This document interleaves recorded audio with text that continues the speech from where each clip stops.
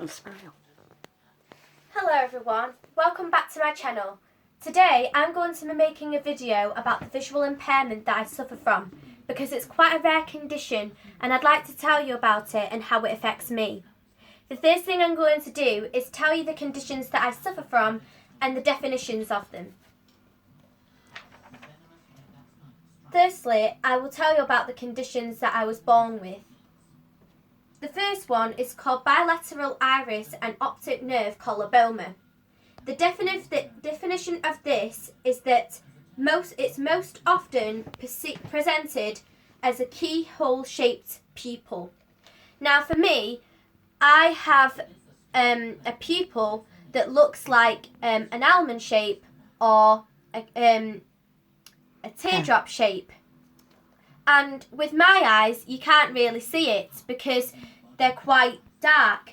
But with other people's who are, say, blue or green, you will be able to see it better. Bilateral iris coloboma affects both eyes. Although some people experience only mild vision loss, for many it can include a severe vision loss. How vision is affected depends on whether gap or gaps occur in the eye. Symptoms are a keyhole-shaped pupil, light sensitivity or photophobia. So when I'm outside and it's sunny, or even if it's been snowing and it's quite bright, I have to wear quite dark sunglasses because I can't deal with the brightness. My eyes get really tired and they hurt through looking at it. I also suffer when people take photographs and it has a flash on. So what my eyes will do is they will start to close because of the sensitivity to the flash. And so the picture will usually come out with my eyes looking like they've closed. Vision loss in specific parts of the vision field, which can cause problems with reading, writing and close-up work. Large retinal colobomas, or those affecting the optic nerve, can cause vision loss that can be completely corrected with glasses or contact lenses. For me, this unfortunately isn't the case because in the past I've had 2 pairs of glasses that haven't helped me at all. The first pair of glasses I had was when I was about 7 and they didn't help me. And then I had another pair when I was about 15 and I stopped wearing them about a year ago because when I was wearing them and I took them off, they started to give me quite blurred vision for about half an hour and maybe to an hour afterwards, and that was not very good for me. It made me feel quite tired and not very well. So I asked an optician if I would be able to stop wearing them, and she said yes, completely, that's fine. So I stopped wearing them about a year ago. The next condition I suffer from is called nystagmus, and this is an involuntary movement or wobble of the eyeball and causes difficulty in distinguishing fine detail. It can affect a person's distance and near vision, and the image the person perceives is often described as looking through an out-of-focus camera lens. So previously I've done singing videos on this channel, and you may have sometimes seen my eyes wobble a bit, and that's the reason why, because I suffer from a condition called nystagmus, which means that I can't help when my eyes wobble on their own. Most recently, I was told that I have the development of cataracts starting in both of my eyes.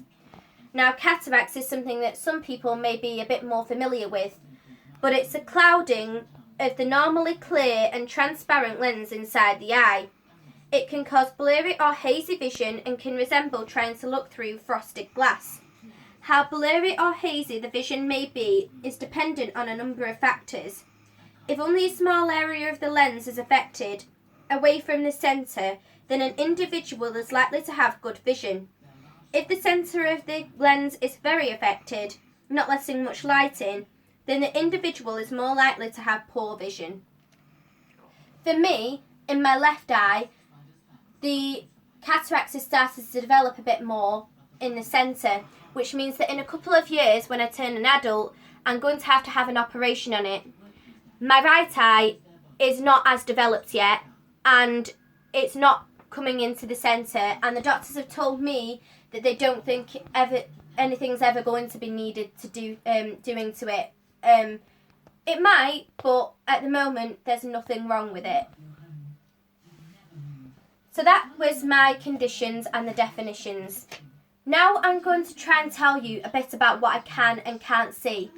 When people ask me what I can see, it's quite a difficult question for me to answer because obviously I don't really know what you can see. I was born with coloboma and nystagmus, and so I've never had an idea of what normal vision looks like. So I'm going to try and explain to you what I can and can't see and the things that affect me. The first thing is that at school and college I have used a word processor and a computer.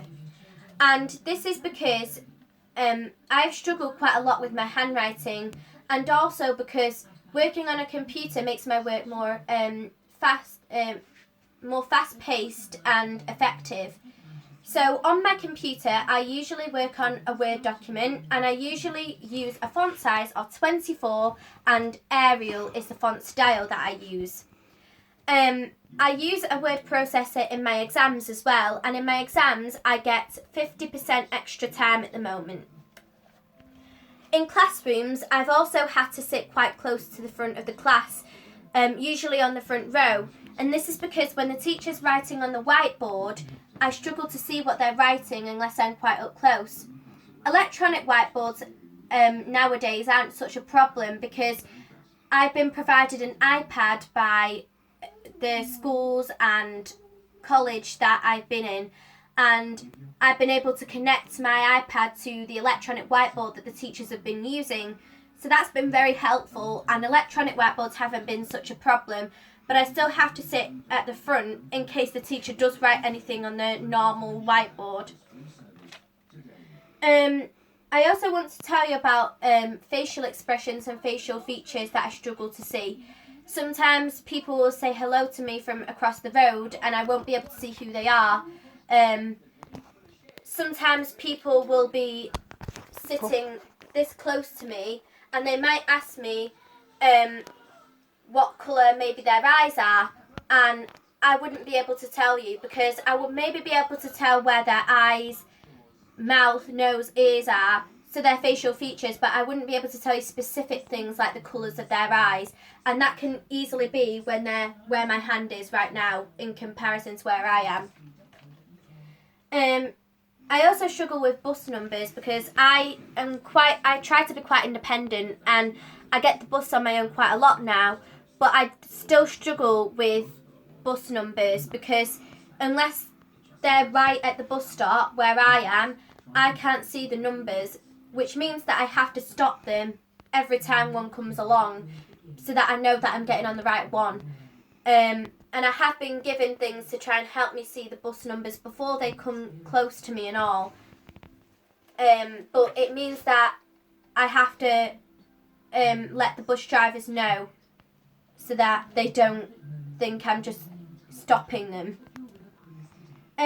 Another thing as well is that I love going to the theatre to see plays and musicals, and I really like a lot of shows, but when I go to the theatre I have to sit on the front row because I have to be able to see everything that's on the stage to fully enjoy it, as I'm sure you can appreciate, and sometimes it's quite difficult to get the front row in theatres because they like to reserve them for celebrities or famous people or families of the people who are in the show.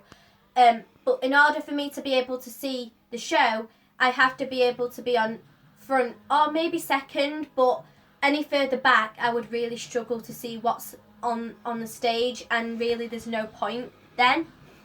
Cinemas are a bit different, so when I go to the cinema I'm able to sit a bit further back, but that's mainly because they're a bigger screen, whereas stages have quite intricate props and set on them that I need to be on the front row to be able to see. I want to talk about how my visual impairment has affected my career choices. So I have always had an idea of what I'd like to do, but obviously, like everyone, I've changed my mind many times. But always from being a little girl, I wanted to be part of the medical profession and working with children. So I thought about being a nurse, I thought about being a doctor, I thought about being a paramedic. And it was only when I went to secondary school and the teachers started talking to me about post-16 stuff and about the careers that we'd like to do when we're older that I started to realise that being part of the medical profession wouldn't be a very good idea, because they have to participate in such intricate procedures, such as giving people injections and having to measure out the medicine that they're giving to their patients, giving things like blood pressures and having to read the numbers on the small, the equipment that they have. That would be something incredibly difficult for me, because the numbers and things on the equipment they have, and even noticing things that are wrong with people, would be really difficult for me. So I started to try and turn this into something positive and think about what I could still do as part of the medical profession to try and help people. So now I'm thinking more along the lines of counselling and therapy rather than doing the medical procedures. So I tried to turn it on a positive way to think about how I could still do what I really wanted to do, but just make it a little bit different. Another main thing that my visual impairment affects me with is driving. So I've known from quite a young age that I will never be able to drive. And this is because when I was a baby, my mum had somebody who came round to our house to support me and her with my visual impairment. And she had to tell my mum about a boy who was turning 17 and hoped to have driving lessons for his birthday. And because he'd never been told that he would never be able to drive before, this lady had to tell him. And so she wanted my mum to make sure that from any age, I always knew that I wouldn't be able to drive. So from me being able to communicate with my mum and my parents, I have known about me not being able to drive. However, once I started college and people started turning 17, it started to really get to me when people were talking about having driving lessons for their birthdays. And I just really wanted to have a similar experience to what they were having.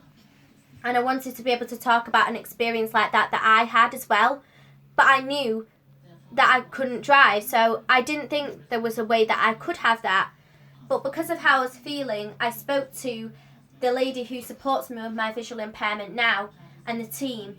And I asked her if there was any way I could have a similar experience to what people of my age were experiencing with their driving lessons.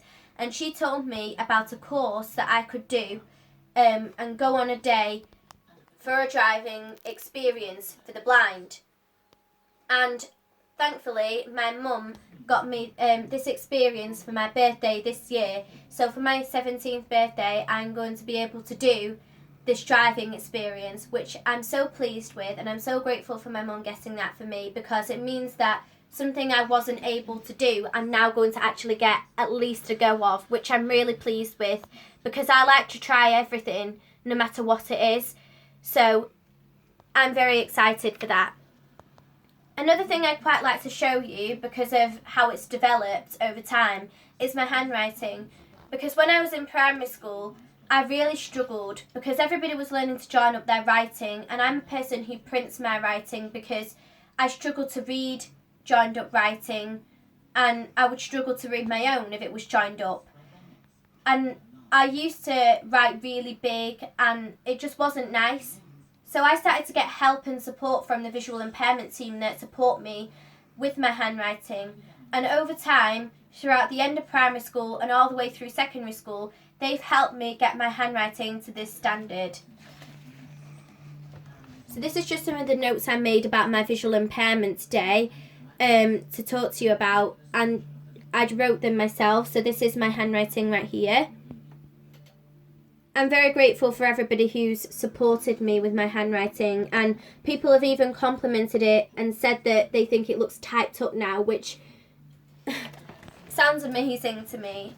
And I'm really grateful with and thankful for the way it's developed. The next thing I'd like to talk about is my registration, because where I live you have to be registered with your visual impairment when you have a condition like mine.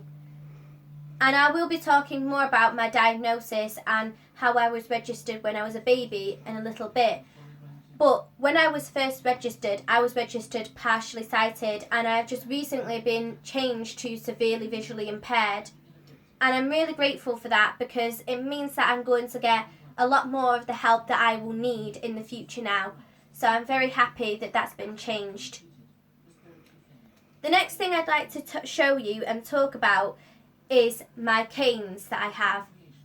Now, most of you might be wondering, do I have a guide dog? Now, because of the way I've always been registered, even if I had wanted one, I would never have been able to have a guide dog because of my registration. But I do have 2 canes that were provided to me by the visual impairment team and that I've had training for one of them. So I'll just get those now and show you them.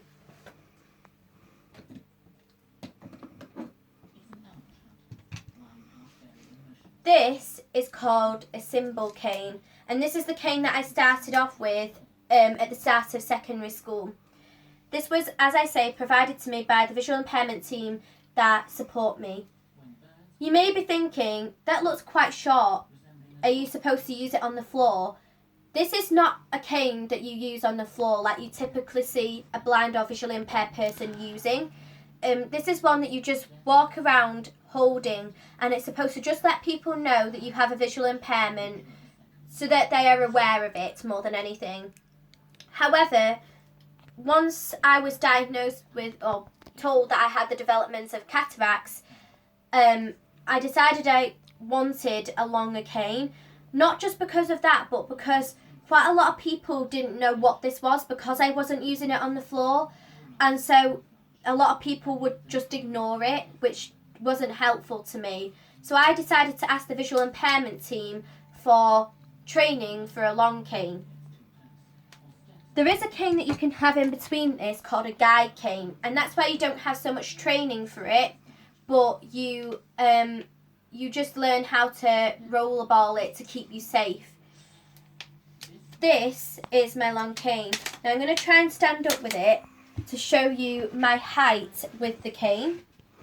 So as you can see, it's just a little bit shorter than me, and originally I had an 115 centimetre cane, and the reason I swapped to this one is a 120 centimetre one, and I swapped because some of the techniques that you have to use for a cane outside are quite difficult where I live, because I don't know about you, but where I live some of the ground is quite uneven, and so my cane will get caught in the cracks on the ground. And because when you use a cane you have to hold it directly opposite your belly button like this, it will go straight into my belly button, because I wouldn't notice that it got caught in the ground, and I would keep walking and it would go straight into my belly button, which was quite painful. So I talked to my visual impairment team about more training, and we decided to swap to an 120 centimetre one to make the techniques that I was doing with the cane a lot easier with the uneven ground outside. So if you would like to see a video about the techniques that I have to use with this cane and what the training was like, so I can explain a bit more about that in the future, let me know down in the comments, and I will do a video about all about my cane and the training and the experiences with it. As I'm unfolding it, I'll start to tell you about the next part of the video. So I'm now going to be talking about my diagnosis, and obviously the person who knows the most about my diagnosis is not actually me, because I was a baby at the time. The person who knows the most is my mum, because she went through all of it. Now unfortunately my mum can't be with us to do this video today because she's at work, and it's quite emotional to talk about for everyone, my diagnosis. but she has written a note that she'd like me to read out to you today, all about my diagnosis, so I'm going to read that out to you now.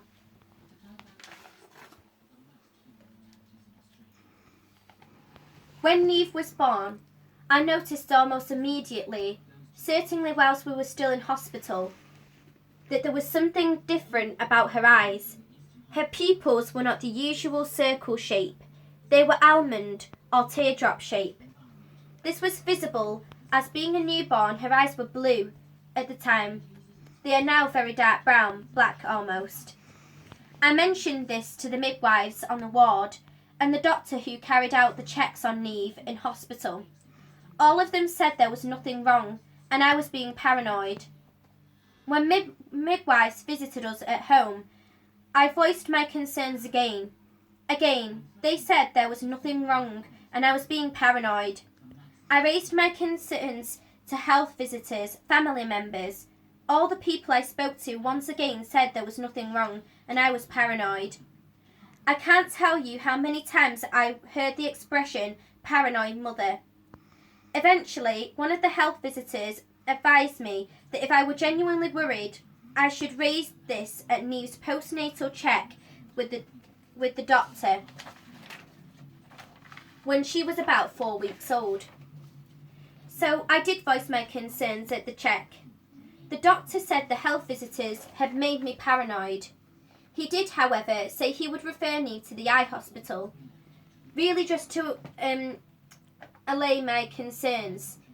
He continued with the postnatal check. When he came to check Neve's hips, he suddenly said, "Yes, I don't think she can see." He said this in such a flat, matter-of-fact way, with his back to me. When he turned to look at me, seeing the obvious shock on my face, he became clearly uncomfortable and began nervously telling me about his son having been born with a squint. I remember thinking, that's a bit different from saying she can't see. I just wanted to get Neve and get out. To say I don't think health professionals, particularly that doctor, handled the situation well is putting it more than mildly. So a week or so later, Neve and I found ourselves in Dr. Lloyd's office at the eye hospital, where we were given the diagnosis. Dr. Lloyd was wonderful. Amongst all the things we were told and had to digest that day, he said that medical professionals ignore a mother's instincts at their peril. How devastatingly true. I did not want to be right. I wanted to be proved wrong and paranoid. I thought that even if there was something wrong, it would be something easily corrected. This was an indescribably difficult time, and I have not included all events as this would be far too long. I would like to finish, before passing back to Neve, with this. Neve has exceeded all medical expectations. She is an absolutely wonderful example of a human being and makes me proud every single day. She has never let the cards she got dealt with in her stand in her way, and never, well, hardly ever complains. Neve, I love you more than words could ever say. I think it's going to go off. It's flashing. Okay. Right now, thank you for watching my video today.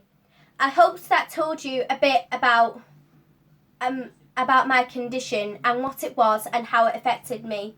And because it's quite rare, I hope you learnt something from it.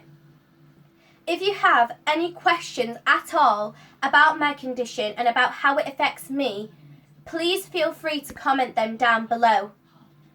And I will make another video in a couple of weeks answering all of your questions. Thank you again for watching. My name is Neve. Goodbye.